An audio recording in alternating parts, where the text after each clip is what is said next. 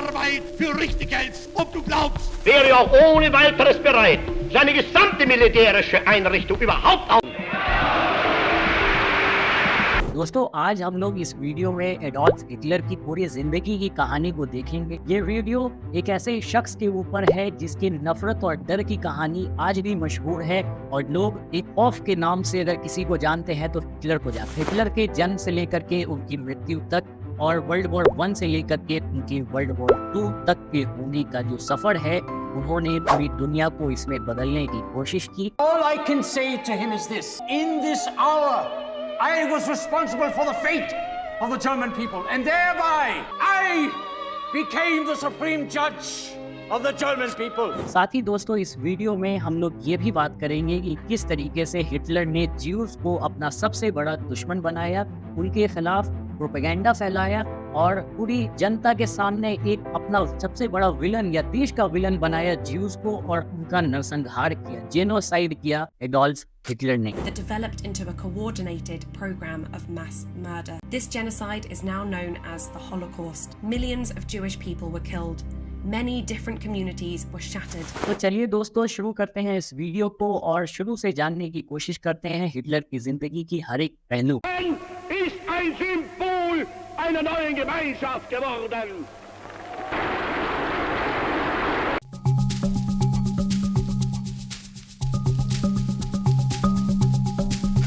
दोस्तों Adolf Hitler का जन्म 20 अप्रैल 1889 में हुआ था। ऑस्ट्रिया के ब्राउनो एम इन में हुआ था। उनके फादर अलोइस हिटलर एक स्ट्रिक्ट और डिसिप्लिन्ड व्यक्ति थे, जबकि उनकी मदर क्लारा एक बहुत ही केयरिंग मदर थी। दरअसल ये था कि हिटलर के कई सारे सिबलिंग्स जो कि बचपन में ही डेथ कर गए थे, उनका जीवन ज्यादा दिनों का होता नहीं था, बहुत ही अर्ली लाइफ में उन लोगों का डेथ हो जाया करता था, जिस वजह से हिटलर और उसकी माँ के बीच में काफी क्लोज बॉन्डिंग हो गया। दोस्तों हिटलर बचपन में एक आर्टिस्ट बनना चाहता था और उसे पेंटिंग का शौक भी, लेकिन दोस्तों जब उसे वियना आर्ट एकेडमी से रिजेक्ट किया गया, उसके बाद उसके अंदर काफी गुस्सा था और काफी उसके अंदर दर्द कि मुझे क्यों रिजेक्ट किया गया। दोस्तों उस रिजेक्शन ने एडोल्फ हिटलर के माइंड में नफरत और गुस्से की बीज को बोना शुरू कर दिया। इसके बाद ही हिटलर ने अपने आप को आर्ट से पॉलिटिक्स की तरफ धीरे धीरे इन्वॉल्व करना शुरू कर दिया। पॉलिटिकल जर्नल में हिटलर ने पहली बार अपना इन्फ्लुएंस तब बनाना शुरू किया जब उसने जर्मनी के आर्मी में सोल्जर बनकर वर्ल्ड वॉर 1 में काम किया, उसमें अपना पार्टिसिपेट किया और वर्ल्ड वॉर 1 ने जर्मनी की हार ने हिटलर को इमोशनली तोड़ दिया और ट्रीटी ऑफ वर्साइल्स के ह्यूमिलिएशन के बाद उसके अंदर का गुस्सा और बदला लेने की जो भावना थी वो इंटेंस था, वो और भी ज्यादा बढ़ गया। 1990 में जर्मनी की आर्मी में काम करते हुए हिटलर का एक small right wing political group Germany workers party से मिला और धीरे धीरे उस पार्टी का लीडर बन गए। 1920 में इस पार्टी का नाम बदल करके national socialist German workers party रख दिया गया। दोस्तों यही थी नाजी पार्टी और इस पार्टी का जो मेन विजन था, यानी जो हिटलर का मेन विजन था, वो ये था कि जर्मनी को सुपर पावर बनाना। हिटलर की पावरफुल स्पीचेस ने जर्मनी की जनता के अंदर उसकी एक अलग ही छाप छोड़ दी। उन्होंने लोगों को अपनी तरफ आकर्षित करने का पूरा ऐसा काम किया। उन्होंने लोगों को ये बताया कि तुम नेशनलिस्ट बनो, तुम मुझे वोट दे रहे हो, इसका मतलब है तुम अपने राष्ट्र को वोट दे रहे हो। उन्होंने ये भी कहा उन लोगों से कि मैं तुम्हारा खोया हुआ सम्मान वापस दिलाऊंगा और तुम मुझे वोट दे रहे हो, यानी अपने राष्ट्र को वोट दे रहे हो, अपने नेशन को vote they. dass ich fleißig gewesen bin, dass ich gearbeitet habe, dass ich mich in diesen Jahren für dich eingesetzt habe, dass ich anständig meine Zeit verwendet habe im Dienste meines Volkes. Gib du jetzt eine Stimme ab, wenn ja!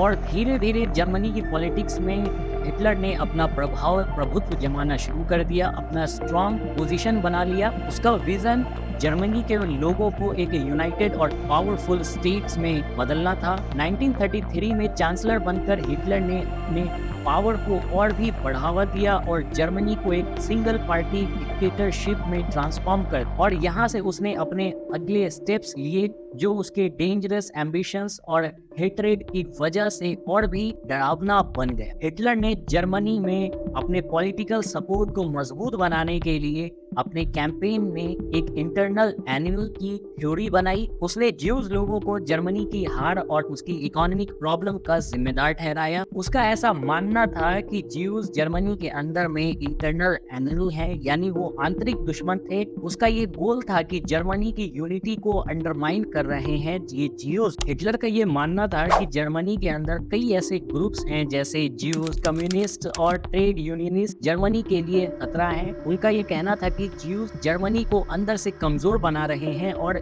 यही reason है कि उसने उनके खिलाफ strong propaganda launch किया। उसने Germany के लोगों को ये दिखाया और ये बताने की कोशिश करी कि ज्यूज उनके साथ दिखावे का रिश्ता रखते हैं, उनसे वो असली मोहब्बत नहीं करते हैं, उनके साथ अच्छा रिलेशन नहीं रखना चाहते हैं, बस वो दिखावा कर रहे हैं और असल मायने में ये है कि वो जर्मनी के सबसे बड़े दुश्मन। ऐसा हिटलर ने ज्यूज के खिलाफ प्रोपेगेंडा फैलाने का पूरा कोशिश किया। इसके साथ ही दोस्तों हिटलर ने जर्मनी के लोगों को ये भी बताने की कोशिश करी कि तुम्हारा जो एक्सटर्नल दुश्मन है उस कंट्री का वो है फ्रांस और ब्रिटेन। इस तरीके की नफरत की जो फीलिंग्स थी वो जर्मनी के लोगों में वो ट्रांसफर करता गया। इस तरीके की राजनीति ये बहुत पुरानी है और वर्तमान में भी आप देख सकते हैं कई ऐसे मुल्क के राजनेता हैं जो अपनी राजनीति चमकाने के लिए एक इंटरनल एनिमीज और एक एक्सटर्नल एनिमीज का प्रोपेगेंडा फैलाने का प्रयास करते रहते हैं। हमारे देश में भी कुछ ऐसे नेता हैं जो इस तरीके का काम करते हैं। दोस्तों यही कारण था कि हिटलर ने ज्यूज को धीरे धीरे एक एक करके